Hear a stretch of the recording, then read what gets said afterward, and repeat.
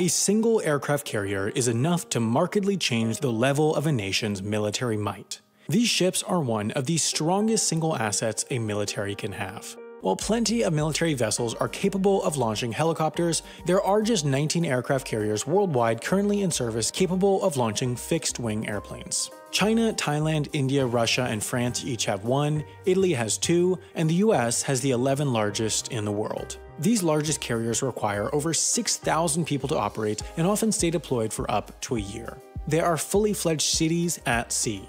The most advanced aircraft carriers like the French Navy's Charles de Gaulle are capable of launching an aircraft every 30 seconds. That means that, for a brief period, when launching aircraft at its maximum rate, the aircraft carrier Charles de Gaulle becomes busier than Charles de Gaulle Airport in Paris.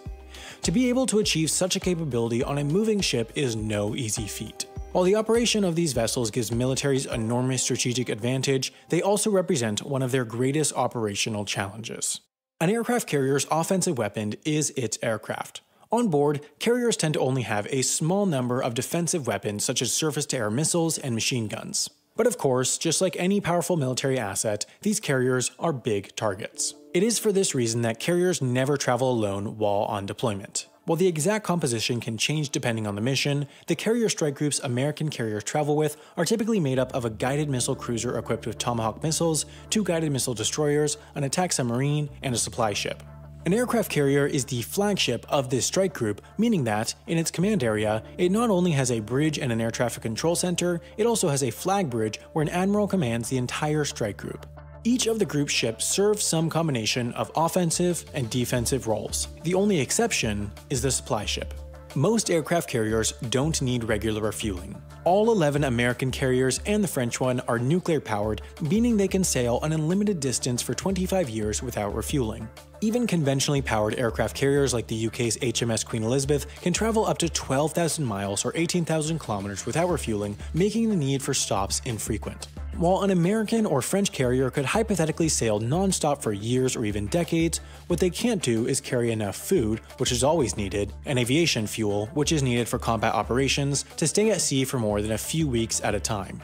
It would be inefficient and place the carriers in a position of vulnerability to have to visit a port every few weeks to restock, especially during combat operations, so they don't. They restock while at sea. The supply ships that move as part of the strike group will sail off to a nearby port to take on fuel, ammunition, food, and mail, sail back to the strike group, then match speed and maneuver alongside the carrier. From there, the two ships will shoot lines across to each other. These lines are used to pull hoses over to the carrier, which are used to transfer aviation fuel. To transfer solid supplies, there are 2 methods. The first is attaching pallets to dollies that wheel cargo over to the carrier like a zipline. The second method, which is considered simpler yet more dangerous, is using helicopters to pick up pallets from the resupply ship and flying them over to the carrier. All US and French carriers use a system of catapults to get aircraft up to takeoff speed within 3 to 4 seconds. This allows these carriers to launch a decently sized aircraft like the C-2 Greyhound with their relatively short decks.